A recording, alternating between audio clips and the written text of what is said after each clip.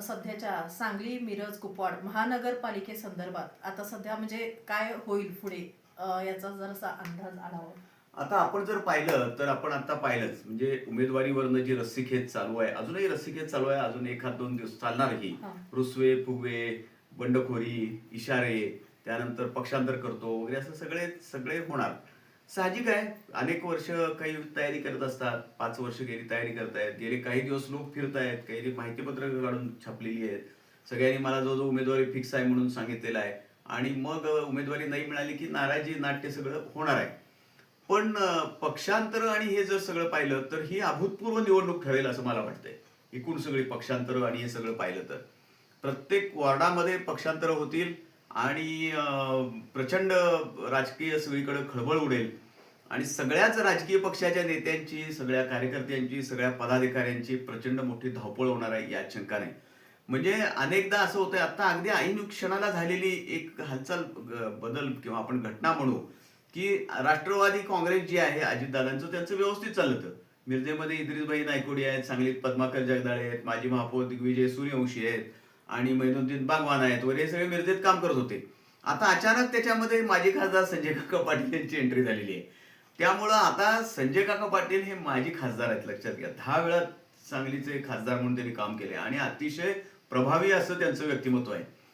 म्हणजे ते आल्यानंतर आता त्या पक्षाचा सगळा चेहरा मोहराच बदलून जाणार आहे सगळा पूर्णपणे. आणि जुन्या पदाधिकाऱ्यांना सुद्धा अशी आता भीती वाटणार आहे की सगळी स्पेस आता काकाच खाऊन टाकणार.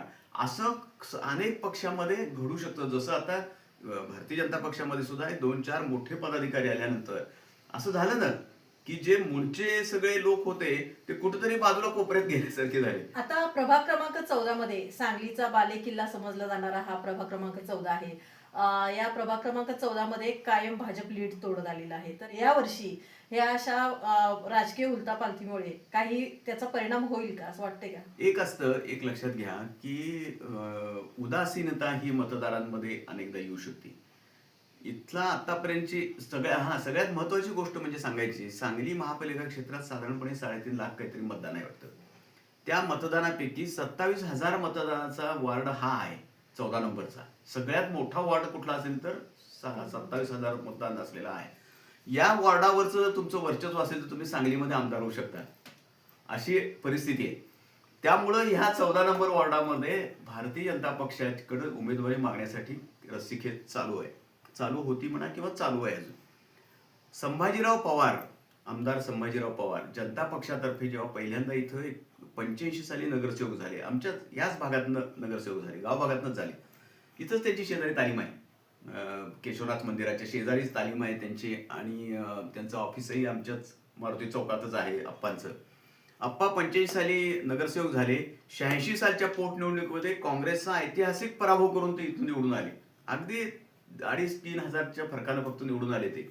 90ला पुन्हा निवडून आले, 95ला पुन्हा आप्पा निवडून आले. 99च्या निवडणुकीत मात्र त्यांची मदन भाऊ पाटील यांची युती झाल्यामुळे ते पडले इथं आप्पा. पुन्हा 4च्या निवडणुकीमध्ये ते भारतीय जनता पक्षात त्यांनी प्रवेश केला. पंतप्रधान तेव्हाचे गुजरातचे मुख्यमंत्री नरेंद्र मोदी इथं आले, ते त्यांच्या उपस्थितीत आप्पांनी भारतीय जनता पक्षात प्रवेश केला. गोपीनाथराव मुंडे होते तेव्हा. आणि 4च्या निवडणुकीमध्ये आप्पा पुन्हा 2 नंबरला गेले, पण पराभव झाला, पण 2 नंबरमध्ये गेले इलेक्शनमध्ये. आणि 9च्या निवडणुकीमध्ये भारतीय जनता पक्षाचे उमेदवार म्हणून पुन्हा इथनं निवडून आले. म्हणजे आप्पांनी 6 वेळा इथून निवडणूक लढवली, 2 वेळा पराभव झाला, 4 वेळा ते निवडून आले. सुधीरदादा गाडगीळ 3 वेळा निवडून आले, लागोपाठ हॅट्रिक केली त्यांनी. ही या वॉर्डाच्या ताकदीवरती. आप्पा इथं जेव्हा निवडणूक असायची तेव्हा 14 नंबर वॉर्डाचं मुख्य सेंटर, मतदानाची 2 केंद्र आहेत, एक सिटी हायस्कूल आहे आणि एक आरवाड हायस्कूल आहे गणपतराव रोड. तर आप्पा संपूर्ण मतदान होईपर्यंत सिटी हायस्कूलच्या दारात खुर्ची टाकून बसायची आणि गणपतराव आरवाड हायस्कूलच्या दारात खुर्ची टाकून बसायची. आता ह्यात कसं आहे, ह्या मतदारांच्या मध्ये, त्यामुळं भारतीय जनता पक्षाच्या लोकांना वाटते आपल्याला तिकीट मिळाले की आपण जिंकलो. आता काय होतंय असं काय सांगता येत नाही. आजची परिस्थिती, शेवटी राजकारण बदलत असतं ना खूप. तर त्यामुळं ही अशी चुरस, ही 14 नंबर मधली चुरस, याचा हा इतिहास आहे.